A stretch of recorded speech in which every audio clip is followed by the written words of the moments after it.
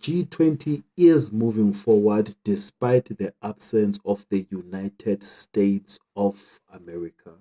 My name is Alokwan, and these are the news that matter the most. Now, Donald Trump has announced that no United States officials will attend the summit, citing alleged human rights abuses against white Afrikaners in South Africa.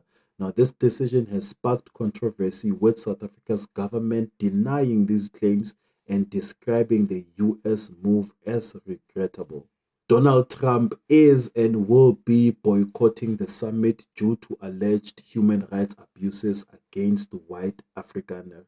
And also, the Argentina's Javier Milei will not be attending, and the reasons have not yet been specified. And also, Mexico, Claudia, who is also the president, also will not be attending, and then reasons are also not specified. The president of China, Xi Jinping, is also not attending, but they will send a delegation to represent the Chinese. And Russia's Vladimir Putin will also not be attending due to an outstanding International Criminal Court arrest warrant.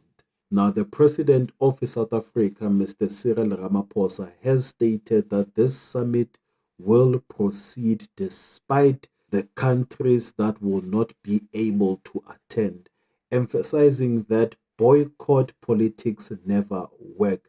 Now, Ramaphosa has symbolically announced that South Africa will hand over the G20 presidency to an empty chair, representing the United States' absence.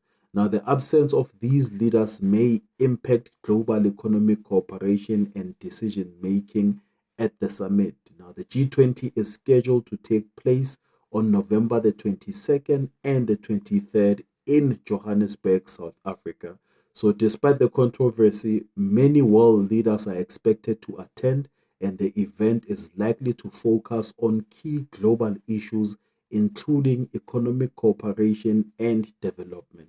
And also, the focus will be on addressing global food challenges and also harnessing AI for sustainable development. Now, the G20 summit theme, which is solidarity, equality, and sustainability, reflects South Africa's commitment to promoting a more just and inclusive world order. Now, despite these challenges, the G20 remains a crucial platform for international cooperation, representing 85% of the global GDP and two-thirds of humanity. India is expected to play a significant role in advancing global South priorities.